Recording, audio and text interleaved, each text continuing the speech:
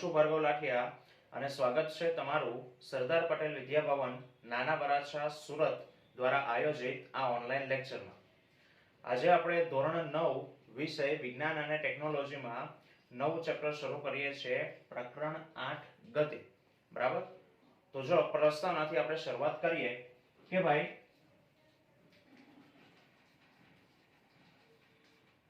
આપણે अपनी आजूबाजू जो नजर करिए तो घणा बधा एवा पदार्थो छे के जेने आपणे गतिमां होઈએ એવું આપણે કહી શકીએ।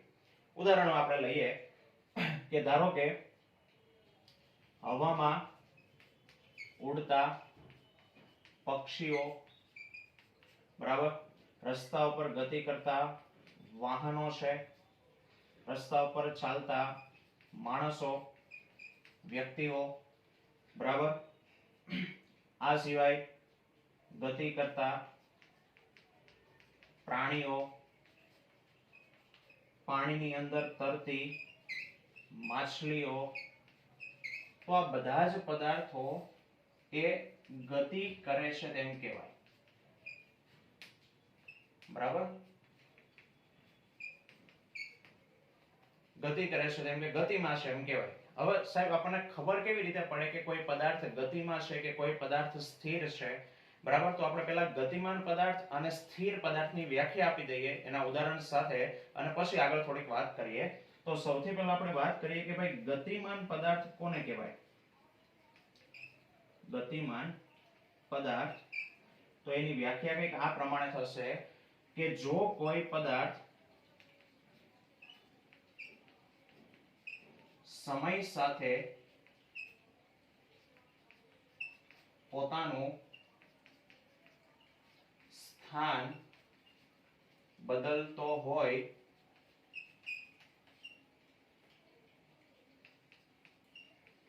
तो ते पदार्थ गतिमां छे तेम कहेवाय, अथवा तो तेवा पदार्थ ने गतिमान पदार्थ छे ते कहेवाय। व्याख्या समझो कि जो कोई पदार्थ समय साथे पोतानुं स्थान बदलतो होय, धारो के आपणे एक उदाहरण लईए कि आ कोई रस्तो छे, रस्ता परनुं आ कोई एक बिंदु छे ए, आ बीजुं बिंदु छे बी, बराबर। ए बिंदु पासे कोई वस्तु छे ए पड़ेली छे। धारो के अत्यारे समय वाग्यो छे, समय थयेला छे 12 वागेला छे, बराबर। हवे 12 ने 5 थाय बीजो समय, पहलो समय ने t1 कहीए, बीजो समय ने t2 कहीए।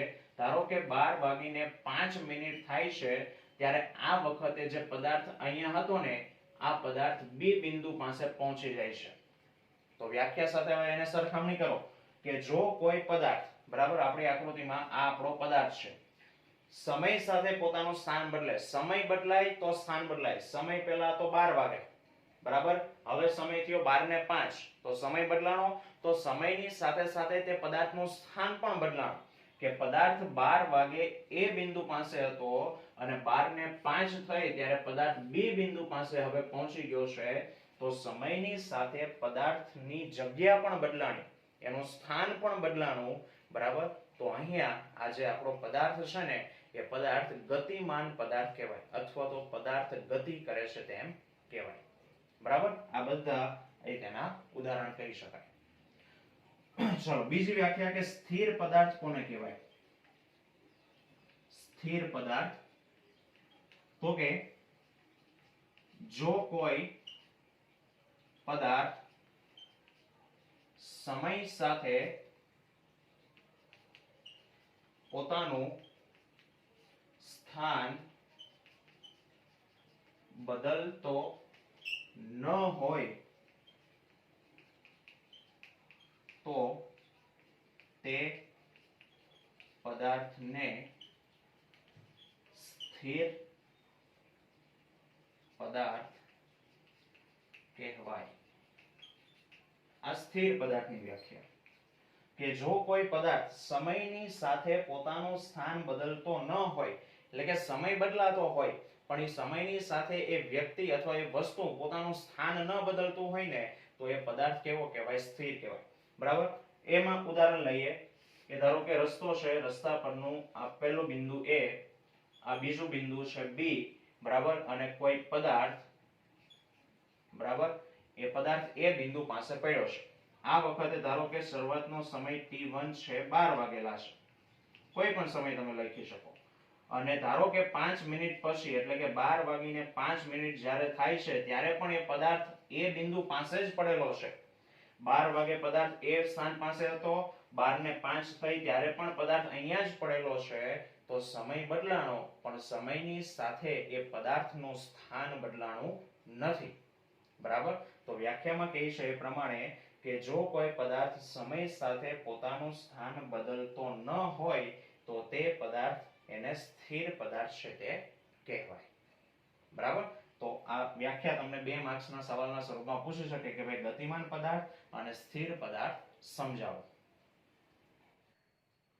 મિત્રો હવે આગળ વાત કરીએ તો કે ગતિમાં આપણે જોયું હમણાં જે આગળ ઉદાહરણ આપણે જોયા, બરાબર, કે માછલીઓ તરે છે, બરાબર, પક્ષીઓ હવામાં ઉડે છે.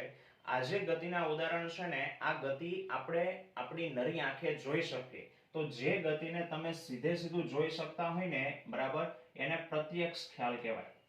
પ્રત્યક્ષ એટલે કે તમે એને સીધે સીધું તમે જોઈ શકો છો. બરાબર. પણ ગતિના કેટલાક ઉદાહરણ એવા છે કે જેમાં ગતિનું અવલોકન આપણે સીધું કરી શકતા નથી. આપણે કોઈ બીજા પદાર્થને જોઈને ગતિનું અવલોકન કરી શકીએ. તો એવો ગતિનો ખ્યાલ એ પરોક્ષ કહેવાય. પરોક્ષ. બરાબર. પરોક્ષ ખ્યાલ એટલે કે તમે ગતિ થાય છે પણ તમને સીધે સીધી નથી દેખાતી. ઉદાહરણ તરીકે કે ધારો કે પવન ફૂંકાય છે, તો પવનમાં શું છે, હવાના અણુઓ ગતિ કરે છે, પણ હવાના અણુઓ તમે જોઈ શકો છો તો કે નહીં. તો તમને કેમ ખબર પડે કે ભાઈ પવન ફૂંકાણો? તો આપણે એવું કહી શકીએ કે જ્યારે ધૂળની ડમરી ઉડે, બરાબર, અથવા તો વૃક્ષોના પર્ણો માં હલનચલન થાય, બરાબર, તો ત્યારે આપણે કહી શકીએ કે ભાઈ પવન છે તે ફૂંકાણો. બરાબર. તો આમ હવાના અણુઓની ગતિ આપણે સીધી જોઈ શકતા નથી. એ આપણે ધૂળ ઉડે અથવા તો વૃક્ષોના પર્ણોમાં હલનચલન થાય તો આપણને ખ્યાલ છે તે આવે કે ભાઈ જે ગતિ છે, બરાબર, કે એ સાપેક્ષ ખ્યાલ કહેવાય, એ પરોક્ષ ખ્યાલ કહેવાય, એને આપણે આમાં સીધું જોઈ શકતા નથી. બીજું એક ઉદાહરણ આપું કે તમને ખબર છે કે ભાઈ દિવસ રાત થાય, બરાબર, તો દિવસ રાત થવા એ કોના કારણે થાય છે? તો કે પૃથ્વીના ધરી ભ્રમણને કારણે. પૃથ્વી પોતાની ધરી ઉપર જે ધરી ભ્રમણ કરે છે, આ ધરી ભ્રમણને કારણે દિવસ રાત છે તે થાય, અને જે ઋતુ પરિવર્તન છે,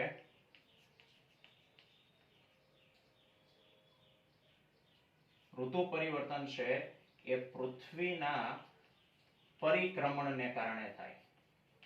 પરિક્રમણ એટલે કે પૃથ્વી સૂર્યની આસપાસ ફરે છે, એના કારણે ઋતુ પરિવર્તન થાય, અને પૃથ્વી પોતાની ધરી ઉપર ભ્રમણ કરે છે, જેના કારણે દિવસ રાત થાય.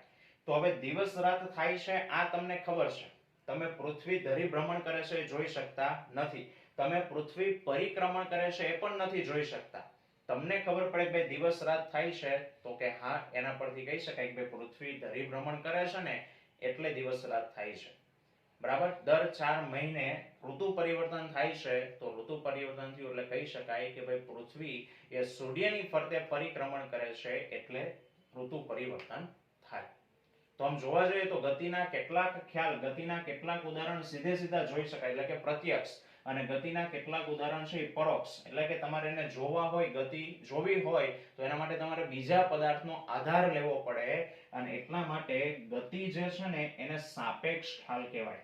2 માર્ક્સનો સવાલ છે કે ભાઈ ગતિ એ સાપેક્ષ ખ્યાલ છે, ઉદાહરણ આપીને સમજાવો.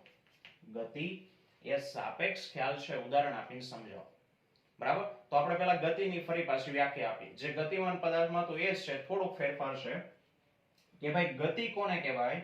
તો કે જ્યારે કોઈ એક પદાર્થ બીજા પદાર્થની સાપેક્ષે, જ્યારે કોઈ એક પદાર્થ બીજા પદાર્થની સાપેક્ષે સમય સાથે પોતાનું સ્થાન બદલતો હોય તો તે પદાર્થ બીજા પદાર્થની સાપેક્ષે ગતિ કરે છે તેમ કહેવાય. આ ગતિની વ્યાખ્યા. કે બે પદાર્થો છે, કારણ કે ખબર ન પડે ગતિ થાય છે એને સમજવા માટે તમારે બીજા કોઈ પદાર્થને આધાર રાખવો જરૂરી છે. બીજો કોઈ પદાર્થ આધાર ન હોય તો તમે એને માપી ન શકો. ધારો કે મારે ઊંચાઈ માપવી હોય, બરાબર, અથવા હું એમ કહું ભાઈ હું ઊંચો છું, તો એ વાક્ય સાચું ન કહેવાય. કેમ? તો કે હું કોની સરખામણીમાં ઊંચો છું, બરાબર, તો એના માટે મારે મારી બાજુમાં કોઈ અન્ય વ્યક્તિ ઊભો રાખવો પડે, તો કહી શકાય કે ભાઈ હું એ વ્યક્તિની સરખામણીમાં ઊંચો છું અથવા તો એ વ્યક્તિની સરખામણીમાં નીચો છું. તો જે મારી ઊંચાઈ આવી ને એને સાપેક્ષ કહેવાય, કારણ કે મેં બીજા ઉપર આધાર રાખીને માપ્યું. તો એવી રીતે અહીંયા જે ગતિ માપવાની આવે ને એ ગતિ પણ બીજા ઉપર આધાર રાખીને માપવાની આવે છે. એટલે ગતિ કેવો ખ્યાલ કહેવાય? સાપેક્ષ ખ્યાલ. તો પહેલા ગતિની વ્યાખ્યા આપીએ કે જ્યારે કોઈ એક પદાર્થ, બરાબર, બીજા પદાર્થની સાપેક્ષે અને સમય સાથે પોતાનું સ્થાન બદલતો હોય, બરાબર, તો તે પદાર્થ બીજા પદાર્થની સાપેક્ષે ગતિ કરે છે તેમ કહેવાય. ધારો કે ન સમજ પડી તો ઉદાહરણ આપું. એક સાદું ઉદાહરણ. ધારો કે રસ્તા ઉપર, બરાબર, એક વૃક્ષ છે, બરાબર, અને એક વાહન એ ત્યાંથી ગતિ કરે છે. કોઈ વાહન ત્યાંથી ગતિ કરે છે. સમય બદલાય, બરાબર, તો પહેલો પદાર્થ એટલે વાહન, બીજો પદાર્થ એટલે વૃક્ષ. સમય બદલાય છે. ધારો કે શરૂઆતનો સમય t બરાબર 0 મિનિટ હતી અને 5 મિનિટ પછી, બરાબર, એ વાહન ધારો કે અહીંયા પહોંચી જાય છે. તો સમય બદલાણો, તો જે પહેલો પદાર્થ છે એ બીજા પદાર્થની સાપેક્ષમાં ગતિ કરે છે એમ કહેવાય. કેમ? તો કે શરૂઆતનો સમય 0 હતો ત્યારે વૃક્ષ અને પેલું વાહન બંને નજીક હતા. સમય બદલાણો, પેલું વૃક્ષ સ્થાન ત્યાં જ છે, બરાબર, પણ જે પદાર્થ હતો એ બીજા સ્થાન ઉપર જતો રહ્યો. તો બીજા પદાર્થની સાપેક્ષે પહેલો પદાર્થ ગતિમાં છે તેમ કહેવાય. બરાબર. તો આ હતા ગતિ વિશેની સામાન્ય વાત. હવે આપણે આને ઉદાહરણ આપીને સમજાવ્યું છે કે ભાઈ ગતિ એ સાપેક્ષ ખ્યાલ છે એને સમજાવો. તો ચલો એક ઉદાહરણ છે, સમજો. કે ધારો કે કોઈ એક બાળક એ પોતાની બેગ સાથે, સ્કૂલ બેગ એની પાસે છે, અને સ્કૂલ બેગની સાથે એ સ્કૂલ બસમાં બેસી અને પોતાની શાળાએ જાય છે, બરાબર. હવે જ્યારે એ બસમાં બેસે એટલે પોતાની સીટની બાજુમાં એ પોતાનું બેગ મૂકી દે છે. બસ ગતિ કરે છે, બરાબર. હવે એ બાળક પોતાના બેગને જોશે તો એ બેગ એને કેવું દેખાશે? સ્થિર દેખાશે. કેમ? તો કે એકની એક જ જગ્યાએ પડ્યું છે એટલે એ બાળકને એ બેગ કેવું દેખાશે? સ્થિર દેખાશે. એ બાળક બસમાં બેઠેલા અન્ય એના મિત્રોને જોશે તો એના મિત્રો પણ એને કેવા દેખાશે? સ્થિર. કેમ? તો કે બધા એક જ સ્થાન પાસે બેઠા છે એટલે એ મિત્રો પણ એને કેવા દેખાશે? સ્થિર દેખાશે.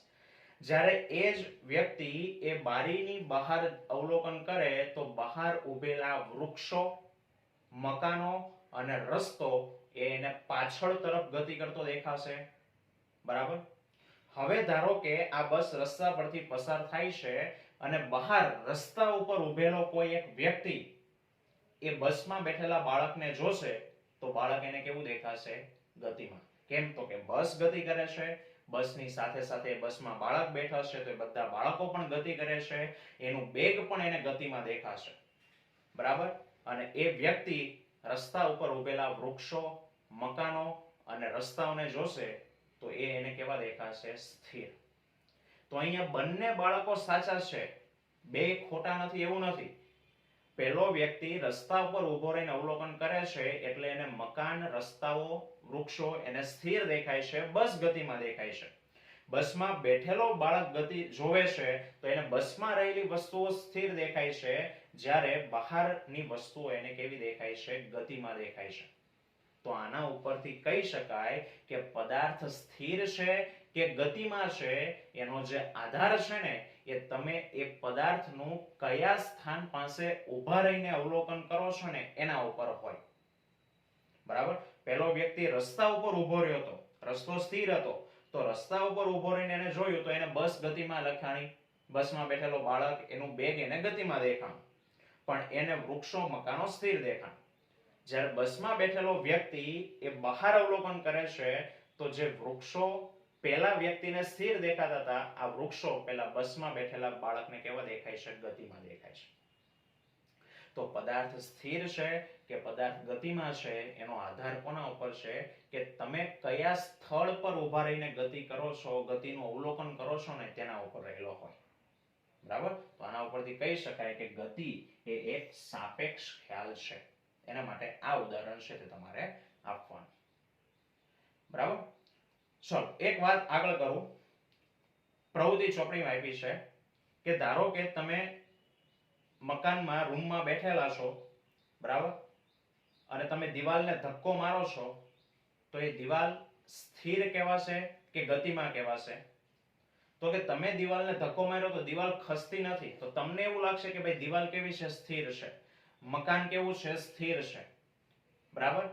પરંતુ જો તમે પૃથ્વીની સપાટીથી બહાર જઈને, બરાબર, અંતરિક્ષમાં જઈને જો તમે અવલોકન કરશો ને તો તમને પૃથ્વી કેવી દેખાશે? ફરતી દેખાશે. હવે પૃથ્વી ફરતી હોય તો પૃથ્વીની અંદર રહેલી તમામ વસ્તુઓ પણ કેવી કરતી હોય? ભ્રમણ કરતી હોય. બરાબર. તો જો તમે બહાર જઈને અવલોકન કરશો તો તમને પૃથ્વી ભ્રમણ કરતી દેખાશે. પૃથ્વી પર રહેલા વૃક્ષો, મકાનો કે જે તમને પૃથ્વી પરથી તમે જોવો તો કેવા દેખાય છે? સ્થિર. પણ તમે એને બહાર જઈને જોવો તો કેવા દેખાય? ગતિમાં દેખાય. બરાબર. તો આમ કહી શકાય કે કોઈ પણ પદાર્થ સ્થિર છે કે ગતિમાં છે તેનો આધાર તે પદાર્થનું કયા સ્થળેથી અવલોકન કરવામાં આવે છે તેના ઉપર રહેલો હોય છે. બરાબર. હવે ગતિના ઘણા બધા પ્રકાર છે. બરાબર. એના પ્રકારની વાત કરીએ તો કે સુરેખ ગતિ, એટલે કે સીધા રસ્તા ઉપર ગતિ થતી હોય એને સુરેખ ગતિ કહેવાય. ચાક ગતિ, બરાબર, એટલે કે ઊંચક નીચક, મેળાની અંદર જે પેલું ઊંચક નીચક હોય, બરાબર, એ ચાક ગતિ કહી શકાય. વર્તુળમય ગતિ, ચકડોળની ગતિ એ વર્તુળમય ગતિ કહેવાય. બરાબર. અનિયમિત ગતિ. ગતિના ઘણા બધા પ્રકાર છે તે હોય.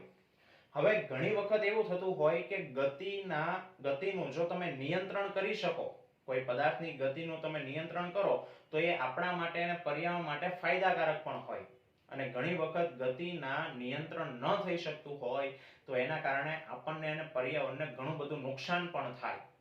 ઉદાહરણ તરીકે કે દરિયાની અંદર સુનામી આવે તો એ સુનામીનું, દરિયાનું જે પાણી છે એ જમીન તરફ ખસવા લાગે તો એ જે પાણી આવે છે ને એને આપણે એની ગતિ નિયંત્રિત નથી કરી શકતા. અને એ નિયંત્રિત નથી કરી શકતા એને કારણે, બરાબર, સુનામીના પાણીઓ છે એ રહેણાંકવાળા વિસ્તારમાં આવી જતા હોય. બરાબર. નદી ઉપરથી પાણી વહેતું હોય તો એ પાણી ગતિ કરે છે, પણ જો તમે એની ગતિને કંટ્રોલ કરી લો, એટલે કે તમે નદી ઉપર બંધ બાંધી દો તો પાણી સ્થિર થઈ ગયું. હવે સ્થિર થઈ ગયેલા પાણીનો તમે જુદી જુદી જગ્યાએ ઉપયોગ કરી શકો. તો જો ગતિનું યોગ્ય નિયંત્રણ કરવામાં આવે, બરાબર, તો એ બંધ બનાવી એમાંથી પાણી છે એમાંથી વિદ્યુત મેળવી શકાય છે.